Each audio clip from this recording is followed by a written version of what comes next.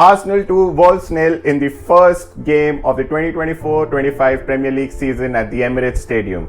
This is the Arsenal TV fan channel and I welcome all of you to this community. Hit that like button and subscribe to the channel as the road to my first 1000 followers is truly underway. As an Arsenal fan, the game was near perfect considering the first game of the season. There was a comprehensive and comfortable win for Arsenal. There was total football right from defense to building out through the midfield and then attacking. Quality and commitment of players that you saw was something that you would expect at this level. Coming to some key moments in the match. Kai Havertz scored the opener for Arsenal in the 25th minute with an amazing assist by Saka. The way that ball curled, I don't think the opponent goalkeeper had any idea what to do about it. Kai Havertz just simply taps the ball in and gives Arsenal the first goal of the season. The first half was mostly dominated by Arsenal. We were there from the word go, completely dominating possession as well as going forward, making those attacking runs and putting the opposition in serious pressure. In the second half, I wouldn't say that Arsenal dominated the game as Wolves came back stronger. They put in a lot of passes. They had good passages of play in that second half. However, everything was put to a damp in the 74th minute when Saka scored Arsenal's second goal. I thought the overall team played very well, right from Havertz and the starting line to Martinelli and Saka at the wings. They were quite lethal and potent. Odegaard has a very good game too. Use his creativity and technical skills on the ball to maneuver the ball in tight spaces, and the way he allows Arsenal to play around the opposition box is something which is underrated. I feel he enables the Arsenal players to play even better in and around the opposition box. I think the midfield trio of Rice, Partey and Odegaard is something that each Arsenal fan had been yearning to see in the last seasons, and this was finally made a reality. I hope that Partey can be injury free for the most of the season so Arteta has a lot of options available to him on the bench while he navigates through those difficult run of plays that is coming forward for us. Coming to the defensive four, I think they were pretty solid. Saliba, White, Gabriel, very solid from the start. Zinchenko was amazing going forward. The way he carries the entire team and shifts the momentum from defense to attack is something which is very rare to be seen from left backs in the modern era. However, going back defensively, I think Zinchenko is very vulnerable and we will need a better replacement such as a Calafiori or a Timber when playing in those crucial games with the better quality teams on display. I think Raya overall had an amazing game too, especially that save that he made from Strand Larsen's close range header in the 36th minute.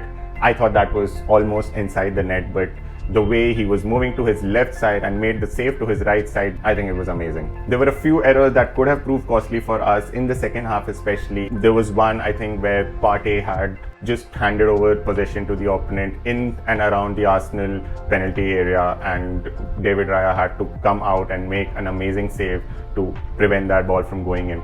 Yes, in the second half, it was evident that it's the first game of the season and the players' fitness is not at the very peak. And thus, there were a few errors committed, and that's where I think Mikel Arteta needs to rotate his squad even more, which he did. I think he rested Saka, he took him off with 90 to 15-20 minutes of play still left, and similarly he brought in other reinforcements gradually as well. Coming to the match breakdown, I have a few stats laid down in front of you. Total shots, Arsenal 18 to Wolves 9, so clearly dominated the number of shots that was made on goal. Number of shots on target was 6. I would still want us to have at least 10 shots on target each and every game, given that we had 18 shots in total. Would expect somewhere around 50% of the shots to be on target, so that is somewhere we can look to improve the squad. Coming to the possession stats, it was fairly even because obviously Wolverhampton Wanderers came back, took a lot of possession in the second half, and however the first half I think was completely dominated by Arsenal. 419 passes for Arsenal in comparison to 373. I would like to see more of this, though we were very good with our passing. There were accurate passes. Apart from here, some hiccups here and there. I think Arsenal can still do very well and try to have the number of passes across the game at least 500 to 550.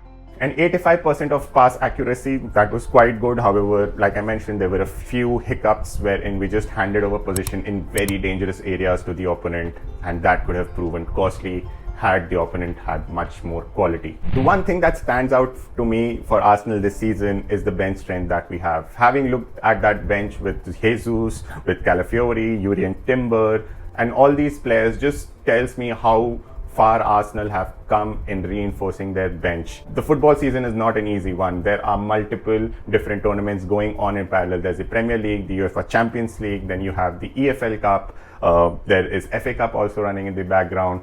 So it's a plethora of matches that the team will play, and I think having a very good bench will be fruitful for Arsenal to actually contend for silverware across different tournaments and not just be limited to the Premier League. Well, we move on to the next one then. The next game will be played at Villa Park as Aston Villa hosts us on the 24th of August, which is this Saturday. The week is going to be busy for Arsenal. There are a couple of transfer targets that have been lined up. I think the Merino deal is going to go through now, and it will be great to have someone with his quality playing into the Arsenal's midfield, and someone like Rice and Partey can be in more of a CDM role, a defensive midfield role, while Merino and Odegaard help us take the ball forward. So that was my match review for you. I hope you enjoyed this one, and if you did, please remember to subscribe to this channel, and it will be great to hear your thoughts about the game and the one that's coming next week for us. So please feel free to leave your comments in the comment section below. I would love to interact with each and every one of you, and I'll see you for the next one.